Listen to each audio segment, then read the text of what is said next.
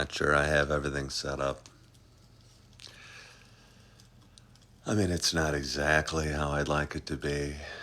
I left the washroom door open, which to me is a bad thing because as a father of two little babies, having the washroom door open is a place for them to go that isn't fully baby proofed. And if I'm not careful, all the toilet paper will be pulled off of the toilet paper roll, or all the toothbrushes will be taken out of the drawers, and worst case, somebody left the toilet seat up and Augie's splashing his hand in the toilet water, and that's no good.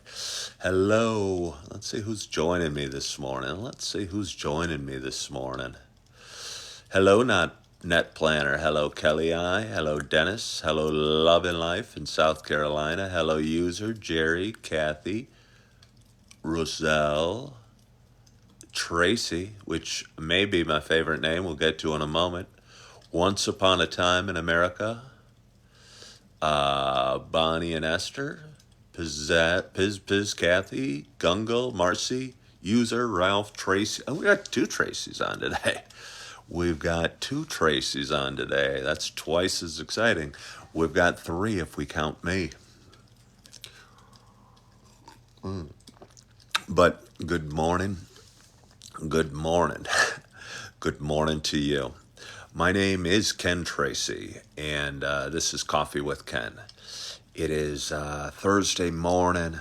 Now, you might have to help me with the date here. It's March 28th, and it is 5:36 a.m. Happy Thursday.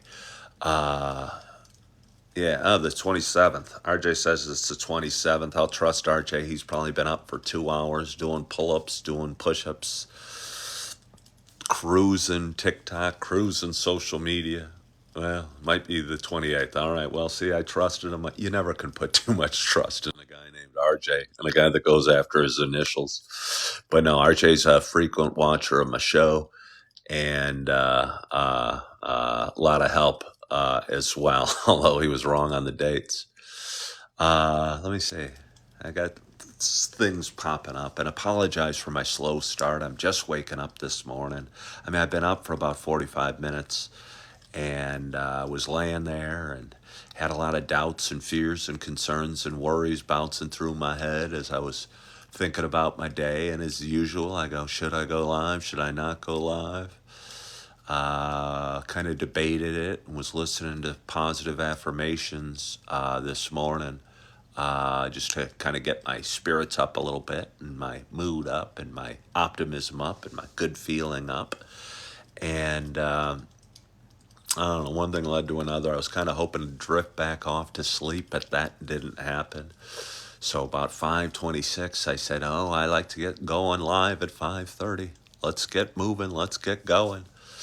And apparently, it takes me a little longer than 3 or 4 minutes to get all my stuff, all my ducks in a row to do my live show. But I have got the most important ducks in a row. I've got my water, because you're just waking up. It's important to. I believe in habits. I believe in habits make the human over time. And one of the easiest, smallest habits is just drinking more water. So I'd encourage you to drink a little more water out there today and do something good for yourself. But I also believe in the power of coffee. Good morning, Josh Hogrand. The power of coffee and the blessing that is coffee.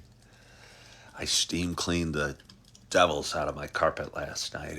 We have a dog, and I have two little babies, and there's three stepkids living here, and we have a very crowded house and a whole mess of activity that goes on in this living room. And when you have babies, you spend a lot of time kind of playing with them on the floor, and sometimes I'll bring out their food, or feed them little bits of yogurt or stuff. But they're babies, they're messy, and the carpet was way beneath my minimum standards. I like to think I have minimum standards. I'm not a clean freak, but I do have standards. And when anything violates, whether it's a pile of dirty dishes or shoes on the floor, or Really, really gross carpeting, I jump to action. I pop on my cape, and Mr. Clean comes out. And last night I was Mr. Clean. I put the babies down to bed after a long day. Did the dishes, did the vacuum the floor, put all their toys away so I could really go to town, and brought out the steam cleaner. That's when you know I'm serious. And steam cleaned the crud out of the carpeting, and I'm feeling good. And I tell you what, I'll get to the coffee in a second. I don't know if any of you guys have a home steam cleaner or you're into cleaning at all, but if you have some carpet and you got a dog, I'd recommend a home steam cleaner. And probably spend a little more than a little less. You can probably buy them for $50, but you could probably spend, I don't know, 400 or 500 on them as well. I think ours was probably $150, and I'm pretty pleased with it. But my point is, the steam cleaner we purchased has a basin, and this is what I'm talking about. RJ has a basin where all the dirty water goes after, because it the thing sprays hot water, because you fill it up with really hot water in the sink. The hotter the water, the better. Sprays hot water and does these spinners, and then does these sucking of the water, and you see it coming through the I don't know, the steam cleaner, and it fills up in this basin. And I will tell you what, it feels so good to pull all the dirt and grime and yucky water out of the and dump it out of the basin when you're done, because all that nastiness was on the carpet. And my babies deserve better than that nastiness. And the whole family does. I mean, we do. We deserve better. I think that's important to remember in life. A lot of times, we're our own worst enemy. And we deserve some niceties. And whether a nicety is a new pair of socks, or I don't know, bouquet of flowers, or clean carpet, we too deserve the niceties. And it's important to remind ourselves of that from time to time. So, anyway, let me get back to this. Let me get back to this. For those that have been watching a while, you know this isn't just a show about me talking about wastewater and carpet cleaning. And listen to that. Listen to that pour. I've decided to do my show out in the living room today to celebrate the clean carpet. Makes you feel good dumping it, doesn't it? It's Joe time, doesn't it? Oh my gosh. Oh my gosh. I'm telling you, and I'm sure our carpet was really dirty because it'd been at least a month since I steam cleaned it. And again, we have a dog, and it's springtime, and we have babies eating graham crackers and yogurt and oranges and whatever. And my little almost 3 year old, he's really cute. He's a little my nugget of love. He has Down syndrome. I only bring that up because, in case you wonder why he likes to throw his food on the floor and then pick it up and eat it, sometimes he does. And I don't know. I kind of am a believer of God made dirt. Dirt don't hurt, and I think that's true. And I do believe what we don't know doesn't hurt us. So, but anyway, I feel better knowing the carpet's clean. If he's going to throw an orange on the floor and then pick it up and eat it, I'm feeling better that the carpet's clean. Yes, RJ, I do vacuum prior to steam clean. I would think that's a must with the dog, because even when you vacuum, there's some hairs that get caught up in the carpet down deep that the vacuum probably doesn't pick up. And since the steam cleaner gets water going and extra powerful, it still pulls out extra fibers and dog hairs. So I think it's important to vacuum before you steam clean. But enough about steam cleaning. Let's talk about this hot cup of coffee that I have in my hand, and how excited I am to have my first sip at this Thursday morning. My hope is that wherever you are, whatever you're doing, that you got a hot cup of coffee in front of you as well. Cheers to us.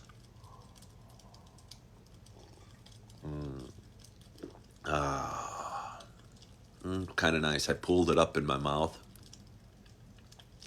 And I don't know if you can fully taste things while it's still in your mouth exactly. I don't know if you know what I'm talking about. But it was kind of a nice big pool in my mouth, and then I went, "Goom," and it all shot down my throat, and it all tasted so good. I think because it was bouncing around my mouth for a little couple extra moments, it tasted even extra good. I'm gonna have another sip. Good call, RJ. Mm.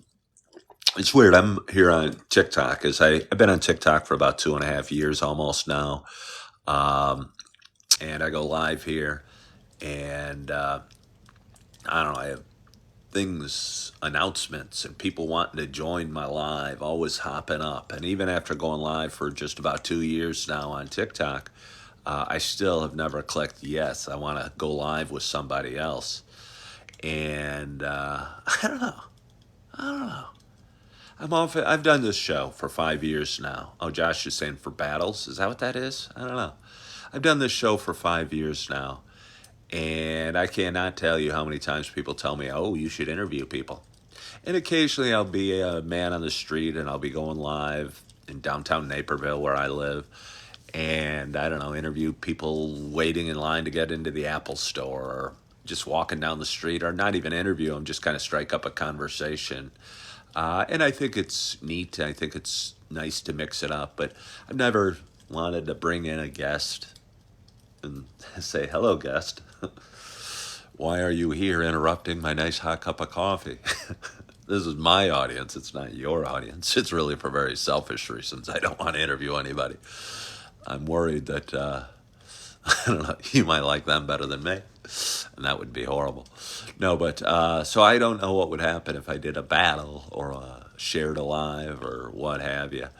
I think, I like to think what kind of makes my show unique is I don't do interviews. I'm eating the same meal that gave me tummy problems the other day. Well, Stargirl, I don't know. I don't know what to say about that. I think the definition of insanity, I used to doubt this, and I still doubt it sometimes, and I've heard Einstein said it. The definition of insanity is doing something over and over and expecting a different result. And for most of my life, I thought that was persistence, and I think I could persist my way to achieving anything I want in life. But I go back and forth. I go back and forth. So if you're eating the same meal that gave you tummy problems the other day, I don't know. Be warned if you have tummy problems tomorrow, if I do my live show tomorrow morning, and you hop on and you say, "I shouldn't eat it again," you've been warned. Ken Dunn, don't don't battle. Your morning show is peaceful. Thank you, Joe. Yeah. Bill asks, "Where am I?" I'm coming at you from Naperville, Illinois. It's a town of about 150,000, about 35 miles west of Chicago. I've been saying it's a town about 135 or 150,000, but it's like 149,682. And I guess they probably only update it every 10 years during census time. But I think we've been sitting at just below 150,000. And every day I drive by the Naperville sign, and that's not true. I don't drive by the Naperville sign every day, and even if I did, I wouldn't be really hoping this, but I think it's funny to say. Every day I drive by the Naperville sign, hoping, hoping that we've cracked the 150,000 barrier, that like 318 people moved in overnight, and we're now 150,000. So I could fast forward. Stargirl, who is the one that eats the bad stuff, says census workers are kind of scary. Hello, Emily, aka Midwest Mama. They need to do a recount. Do I have any Instagram updates, RJ? I appreciate that.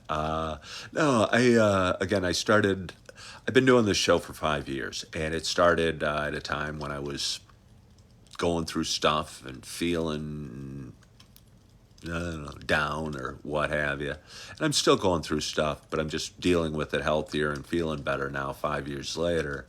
But my journey that is content creation or social media or Coffee with Ken has gone on a bunch of different paths and been on a bunch of different social media platforms. And honestly, the one I started with first is my least used and most rarely visited, and that's Facebook. I started on Facebook, going live every Saturday morning at about 8 o'clock, and started building up a nice audience there. And it was interesting because for a while, I was buying these mugs and giving them out to local people and handing out my card and trying to spread the word that is Coffee with Ken, whatever that word is, to local people and individual people and friends and family, and get them to watch. And some of them watched along the way, and some of them still do, and I still have some Naperville people watching.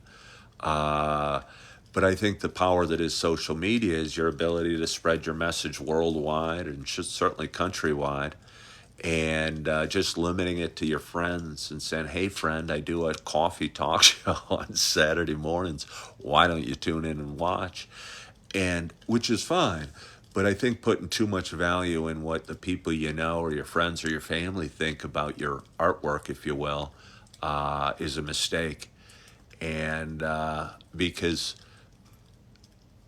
if I'm a painter, my painting isn't necessarily going to impact everybody the same way. Or if I'm a musician and I'm playing rock music, my dad's not going to enjoy the rock music because he probably prefers other type of music.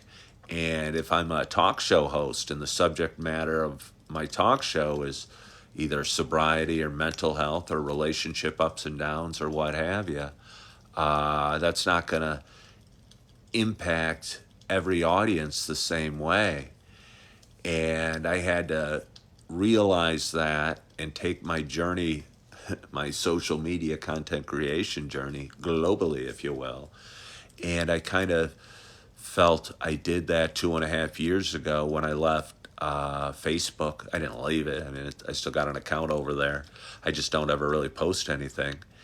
And came over to TikTok and started bringing my audience to all sorts of people, and had a lot of fun on my journey. And my journey continues to expand. Hold on, a little more coffee. As I share my videos to Instagram and YouTube and watch the growth over there and have a lot of fun over there as well. Good morning, Lynn. How are you? I'm going to pour myself a little more coffee. I feel bad for people that are just tuning in and missed my fascinating story about me steam cleaning the carpet last night.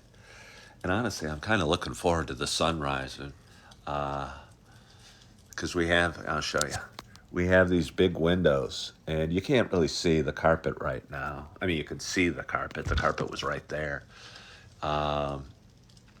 But the sun's going to be coming up and light's going to be shining through. And I'm really going to be able to evaluate the work that I do.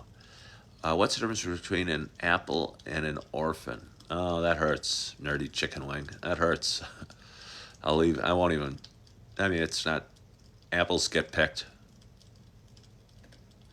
I don't know, all the sad movies I see where kids are in these big orphanages and not getting picked makes me tear up a little bit. I think I saw an American Girl movie about that, and it was particularly gut-wrenching. Did I tell you that I'm drinking the cinnamon dolce coffee, or did you guys just guess it? Because I bought 4 bags of it the other day.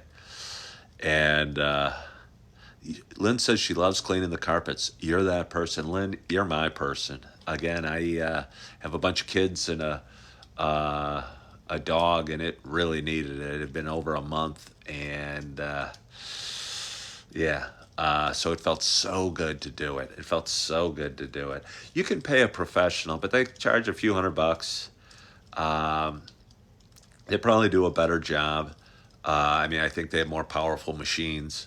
But I'll tell you what, the investment, if you got carpet in your home, and I was a realtor for 17 years, if you got carpet in your home and you got a dog, the investment in one of those, I don't know, Bissell carpet shampooers for $150 is a great investment, because the joy I feel just smelling the air.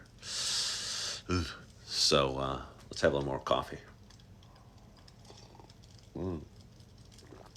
I think I have a viewer from Russia. I wonder if that's true. Hello from Russia. Hello from Russia. I went to bed, as I have lately. For a while, I was, for several years, I was really hooked on World War II documentaries. And started watching one I hadn't seen that was made just last year about World War II, and it says it's like World War II from the front lines. And I'm in episode 3 or 4 of a 6-part series, and it's about the Battle of Stalingrad and the turning of the war. So when this person from Russia hops on, I can't help but reflect onto the Battle of Stalingrad and the turning of the war in 1942. But I was here back in the pumpkin spice days. It's Joe time. Well, you're right. The pumpkin spice days. Don't worry, the pumpkin spice days come back out and will come back out. But they tend to come out around August and go through January. And I'll tell you what, for those that like values out there like me, you get the coffee that's slightly out of season. You get the pumpkin spice around Christmas, or the peppermint mocha, which is kind of a Christmassy looking bag, I think, in January. You can get a great deal on coffee. Speaking of great deals, I was tipped off that this coffee at Meijer, the Meijer grocery store on the other end of town, had a great deal going on their Starbucks coffees. So I went and picked up 4 bags. Here's to you, RJ. But I don't know what I have for you today. Sometimes I feel particularly inspirational or motivational, and sometimes honestly that's pressure for me getting going. I'll be laying there, I'll be kind of quiet in the mind, going, I wonder if I can drift back off to sleep. I don't have anything earth-shattering to say, or no great thoughts that are going to change anyone's life in any way. But sometimes unexpectedly some good thought or some nugget of gold, as I like to call it, will come out during even a average live, and that makes a difference, and that I can clip into a short or a TikTok or a reel and post it all over social media. And I don't know, I enjoy starting my day this way. And again, I post these videos on YouTube and Instagram and TikTok and what have you. And watching my platform grow on all those different platforms is always kind of fun. I put a lot of hours into content creation, a lot more hours than you know. You guys see me go live on most mornings and probably think, oh, well, he talks for half an hour. That's what he does. But again, I edit these videos into shorter ones. And sometimes it's hard finding time to do it, especially when I'm staying at home with my 2 little babies. And if they see me with my phone, and I don't like to have the phone, I'm old enough where I'm still ashamed of my phone a little bit. It's like a guilty pleasure. I think if you're like 40 or younger, you were raised with cell phones and you have no qualms about staring at your phone like this wherever you are. I always feel I'm being rude to those in the room with me, and certainly to my babies, that they should be getting a little more one-on-one attention. Thanks, Joe. So I try and hide the phone, but occasionally I'll sneak it. They'll be watching a particularly interesting Sesame Street, like Elmo the Grouch. There's an episode where Elmo's in a crabby mood, and his buddy Chris asks him to go to the park afterwards, and he goes, "No!" And Oscar the Grouch, for anyone that doesn't know Sesame Street, I think it's a cultural phenomenon. It started in 1969 when I was 1 year old, I think to celebrate my birth. They invented Sesame Street. So it's been a part of my life since I was a baby. And it's still going strong 50 some years later, and still really holding true to, the way it started. But anyway, Oscar the Grouch hears the interaction between Chris and Elmo and hops out of the can and says, "I know what's going on. Elmo's turned into a grouch." And Elmo's about the happiest little red guy in the world. And I don't know. One thing leads to another, and there's a grouch cheer. And the grouch cheer is going, and Elmo starts going, and around Sesame Street. And my little boy, Augie, is pretty good at doing the grouch cheer as well. So he loves it when I pop on the Elmo the Grouch episode, and he'll go. So that's my story about that. What was I going to say? Oh, when I pop on a really interesting Sesame Street, I'll try and sneak out my phone and try and edit a little video. And if the babies see me, they always want a piece of the phone. And it's horrible because, my babies will be playing or reading books or, I don't know, running around. But they see dad on their cell phone. They want to be on the cell phone too. And my 3-year-old, he's not even 3 yet. And again, he's got Down syndrome, but he's addicted to the phone. He can find YouTube and scan his way up and down YouTube and hit the skip ads button and be totally fixed on it. So it addicts us all, and early and often. What were my favorite popular stocks back in the stockbroker days? RJ likes asking questions because he knows a lot of his questions end up leading to good shorts and reels and TikToks. Some of my favorite stocks that I pitched were Dell Computer, AST Research, which was another kind of IBM knockoff company. And we would pitch these stocks, and the stocks were trading about $12 a share, and their earnings were, you needed a catalyst to get the stock to move. A catalyst could be maybe a drug approval or a earnings release or what have you, a new product release or something like that. And you needed a catalyst because we used to pitch stocks to men that had a lot of money.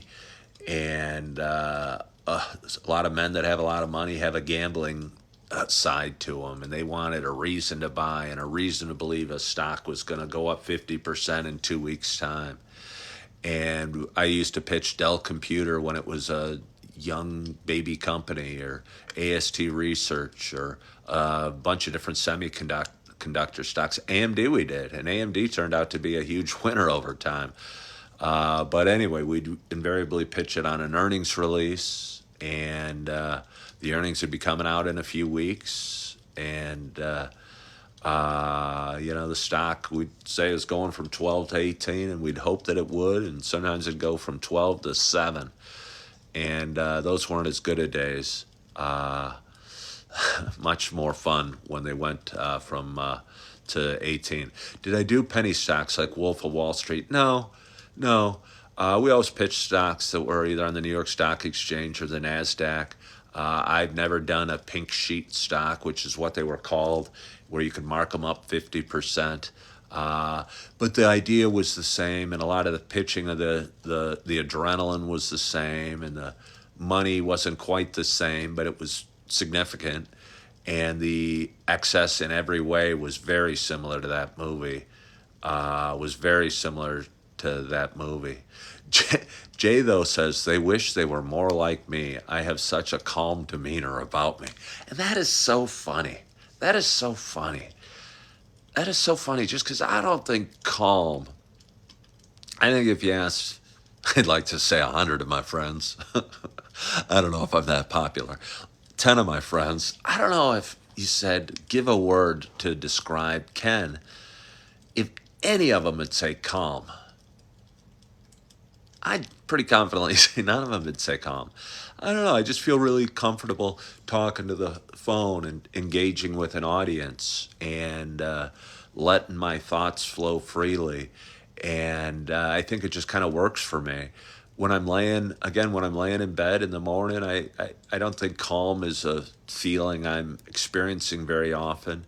It's often anxiety or fret or worry or fear.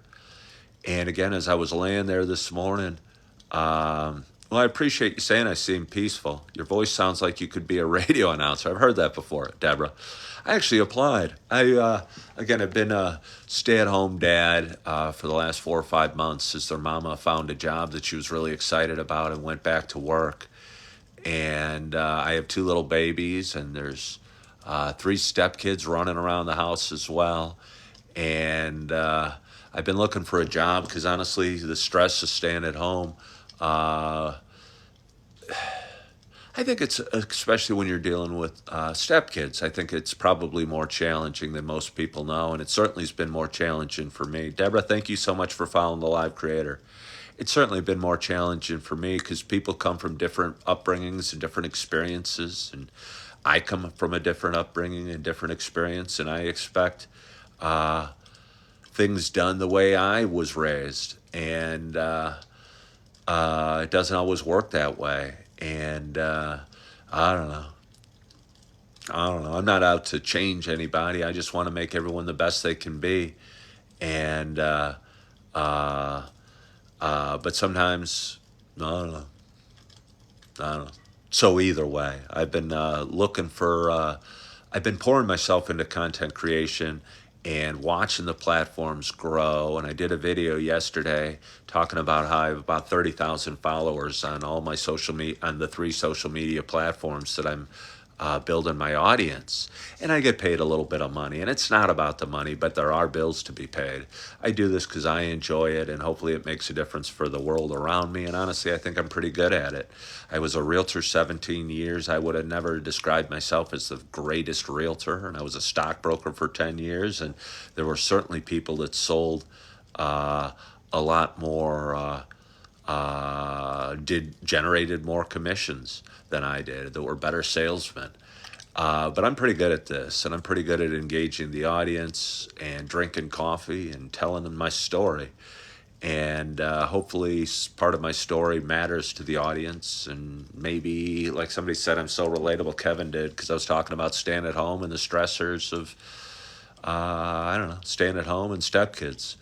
And somebody out there's probably experienced the same exact thing and feels alone and feels like they're failing and feels like they're struggling with addiction or struggling with their self.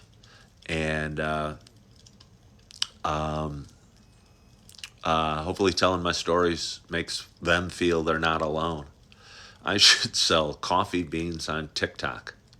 I don't think I'm really good at sales. I mean, if I believe in it, I'm great. Uh, I've decided to pull back in my salesmanship. I used to, again, uh, I lost about 13 pounds in the last couple months, and I realized the way to do it was experience, value the feeling that is hunger more than I was, and experience hunger more than I was. And my brother told me he was heavier than he wanted to be, and he wanted to lose some weight. And I told him, hey, I guarantee I have the solution that'll work for weight loss for you. But I let him pursue me. I didn't sell him on it, or eventually I did. But I had to make him want it bad enough to follow, to ask me, to beg for the information, because I don't know. If somebody wants to hear your message, they're going to hear it, and if somebody wants to come up with a reason not to hear it, they're not going to hear it. And uh, I don't. Maybe I don't like rejection, or I don't like pressuring people into doing what they don't want to do. And because of that, maybe I'm not a great salesman, but I am a good storyteller. So, Deborah Lyons wants to know how old I am. I am 55 years old. I am 55 years old. RJ asked, was I nervous 18 years ago before my first child?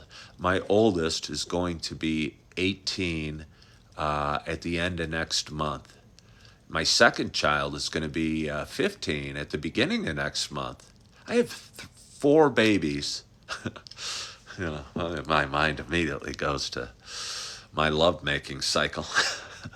But I have four babies, and three of them are born in April. Bring that back 9 months. I don't know, what is that, July or August of the previous year? I don't know. I don't know. You do the math. 55 here too. That's why we are relatable. Yeah. Was I nervous before my first child? I don't think particularly. I mean, I was probably a little nervous. I think I was probably a little nervous. I don't know. I never really, and I still doubt myself in a million different ways. But one thing I know is I'm very love. I sleep with a teddy bear. I sleep with a teddy bear. I'm a loving guy and an emotional guy. And I always figured, well, I know I'm going to love my babies. I did not know how much I was going to love my babies. It's interesting. People call like your dogs fur babies, and I love Holly. I have a dog. She's beautiful. I love her a lot, and I've always loved all my dogs. And when they pass, I cry and I'm crushed. But you don't know how much you. I don't think people are aware how much they can love something until they have a child. And again, after I had my first one, I was going, wow, I love my little baby so much. And I'm scared to have a second one because I don't know if I can love anything this much. And then you have a second, and then in my case, I had a third and fourth. And it's amazing the capacity we have to love. And yeah, old ass He's got a funny name. Oh, our old ass. I moved. I've done a lot of moving. Oh, she was asking about Target. Yeah, no, I left Target last September. Old ass, has it been that long? Has it been that long? I don't know if I want to catch up old ass McGee on everything that's changed in my life because it's going to keep changing. And if old ass, you don't follow me, that'd be like flipping on a soap opera after a year and going, hey, what's going on? I thought Bo wasn't married to her anymore. Should we buckle down? Hello, SB Mama. You haven't found me until now. Well, I appreciate you finding me again. Again, I think I'm in the doghouse. The Can Be TikTok, and they're mad at me because they're not showing my videos. It's funny. I post the same content pretty much on all my social media platforms, and on TikTok, I looked at my previous 4 videos, and they had 1 like each. And I went to a different platform, and they had like 40 likes each. It wasn't 40, but it was like 35 or so. The ratio was 7 to 140 at one point. 7 likes on TikTok and 140 on the other platforms. Like, wow, my TikTok audience is really bored with me. How many of your kids are in school? 2, and they're the ones that are with my first wife, and they are both in high school, and one is going to college next year. SB Mama asks how I'm doing today. I'm doing great. I'm always doing great after I talk for a little while live with you guys and get my coffee going, and get my morning started. But I'll tell you what, I wouldn't have described myself as great this morning as I was laying on the couch worried about the future and fretting about life and changes that are coming down the pipeline and things that are going on. And, well, I'd like that old ass McGee. Please do. Uh, but yeah, no, I'm doing great right now, and I'm looking forward to my day. And again, when I'm laying in bed or whatever, trying to get up and trying to get my spirit going, uh, I'm usually feeling afraid or scared or worried or got negative feelings bouncing around my head, and I find a way to find some gratitude and maybe say a little prayer. And again, I'm not preaching spirituality to anybody without knowing what it feels like to be. I spent probably 50 years of my life as an agnostic, and I don't know. But as we age, maybe we look for a reason for hope or belief or meaning or what have you. And started going to church 4 years ago and kind of went for the camaraderie. And I don't know. I don't know. It feels good having somebody to talk to. And prayer is a great opportunity to talk to somebody when you're alone and be grateful for some things and thank the Lord for the comfortable bed or the hot cup of coffee you have brewing in the other room. How old is my special needs child? That would be Augie, and he has Down syndrome, and he is going to be 3 on April 30th the next month. He's got a big, I'm in Illinois, and Illinois is good about helping kids with special needs and sending therapists out to homes of families with special needs kids. And he's had 4 therapists coming in and checking on him once a week for all his life. But when he turns 3, that gets turned over to the schooling program, and he's going to be uh, going to preschool. I'm getting the chills just talking about it because I'm scared. He's going to be going to preschool and on April 30th. And we're doing an evaluation where we're going to take him into the preschool, which is, I don't know, maybe 2 miles down the road. And they're going to check him out and seeing his progress. And I think he's going to be so proud of himself and have a big smile. And he's going to go on the bus, and his dad is so nervous about him going on the bus, but he likes to be a big boy, and he's really proud of his smallest accomplishments. I think he got that from his dad. I tie my shoes correctly, and I want the world to cheer. And but he's so cute, and he has the biggest smile and biggest happy face. And we do a song about brushing his teeth every night with Miss Rachel. I don't know if anyone knows who Miss Rachel is, but when you wake up in the morning and it's 1:45 and you just can't wait to have some fun, you brush your teeth. You brush your teeth. And you wake up in the morning and it's 1:45 and you want to find something to do. You brush your teeth. You brush your teeth. It goes on up to you wake up in the morning and it's 4:45.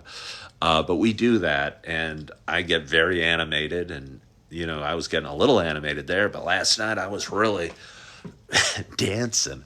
And the kids are having fun. And when we finish the brush their teeth song, we all cheer. And Augie's so happy. It's fun. You've been in special ed for 38 years.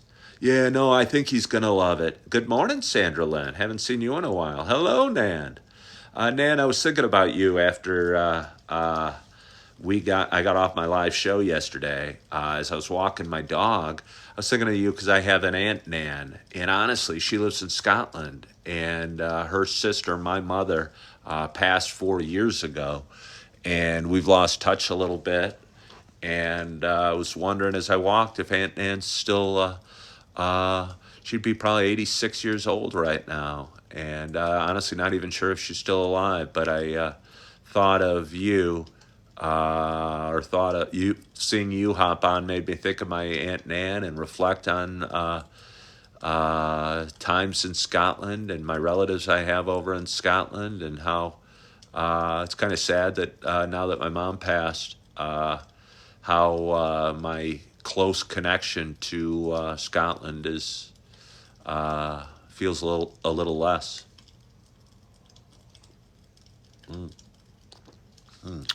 My coffee's cooled a little bit. I don't like that. How long have I been talking? Wow, I've been talking for like 45 minutes. I got a little late start today. I appreciate you guys for waiting in. I didn't know. And again, I used to go live at 8 o'clock every morning, and I built up a nice audience by doing that. But life got in the way, and I took a job at Target, and life continued to get in the way, as life has a tendency to do. And the really important things in life, like Coffee with Ken, my live show, had to be flexible. But I've been waking up and going live at 5:30, and kind of really enjoying it over the last week. I think life's going to get in the way in the coming weeks, and I'm going to probably have to adjust again. But if I'm up and it's coming up on 5:30, I'm going to probably get my coffee started and push the live button, and probably drink my coffee and say hello and talk to the audience and build up, continue to build up what I do. Because again, as I was laying in bed this morning, I was wondering, what am I going to do? What am I going to do? God, what am I going to do? And the hottest, I have a job interview for a kind of a part-time seasonal job tomorrow at 10 o'clock. And I think it's a job I'd enjoy. And if it's, I believe it's going to be social. And it's kind of being an event planner at a forest preserve, or not an event attendee. I don't know what the responsibilities will be. I hope it's not just setting up chairs. I hope it's, I don't know, organizing events a little bit. But either way, I'm doing that at 10 o'clock tomorrow, and the pay's not going to be a heck of a lot. But any money's better than no money, just like any cleaning is better than no cleaning. And I think I could enjoy it and mix up my schedule a little bit and get me out of the house and get me uh, meeting more people, because I really find joy in meeting people and interacting and doing what it is that they need me to do. But I think that'd be a good step. But in the meantime, I think my true calling is doing this in one way or the other.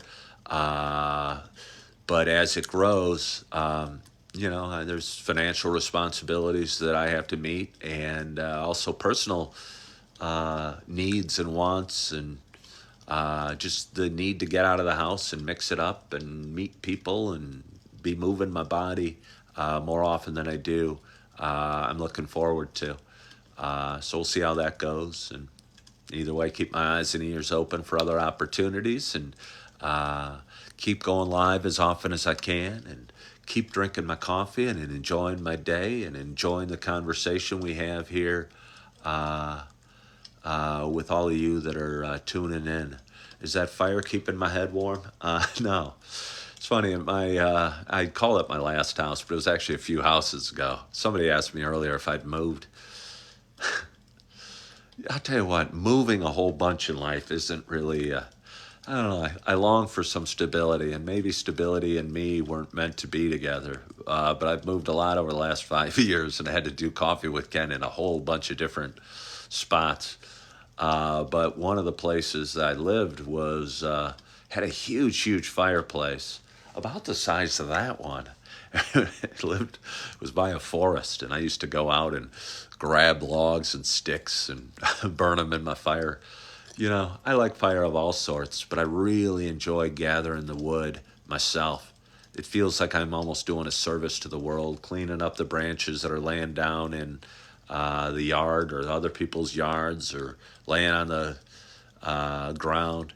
And I feel like I'm doing a service to the world and doing good for the world. And I don't know. So I used to gather sticks, and some of the logs were big and couldn't fit all the way in, and they'd be half hanging out the fireplace.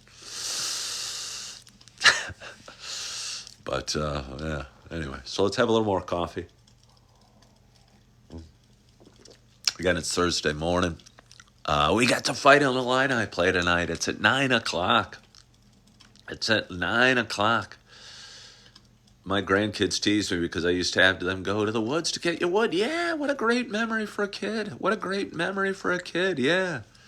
I love doing that. I love doing that. I love doing that. You can pay for it, but I don't know. Again, something about using real wood off real trees.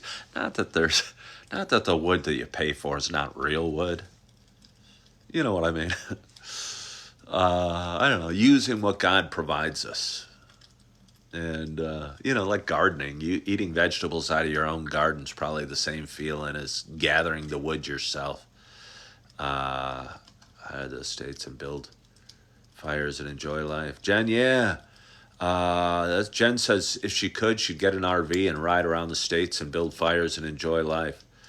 And I'll tell you what, I've had the same thought. I want to simplify my life, and I don't want to go too deep into it, but I'm going to need to simplify my life in the coming months. And I'm not sure exactly what that looks like. But I've been looking, thinking about like RVs and tiny houses and what have you. And was looking on Amazon at the tiny houses that they have for sale. I actually think I saw a video here on TikTok about it. Some guys bought one from Amazon and cut the house out of the box and started opening up and unfolding it, and it became a neat little small little 2-bedroom 1-bath home with a tiny kitchen, and I love it. I would love it. But anyway, I want to thank you so much for. Oh, I was talking about the Illinois game tonight. It's at 9 o'clock. It's at 9 o'clock or past 9 o'clock. I don't know who scheduled it. They're playing Iowa State. My two leading contenders for my daughter Erin to go to school are Iowa State and Illinois. And I tell her whoever wins the game tonight, she should go to that school. I hope she doesn't really pick her college choice, choose her college that way. But it's kind of funny she could. And I'm hoping to stay up for the game. And I'm hoping we get an Illinois win tonight. And I'm looking forward to my day. I'm looking forward to, my day and drinking some more coffee and kind of getting my day started. And I want to thank you so much for joining on this Thursday.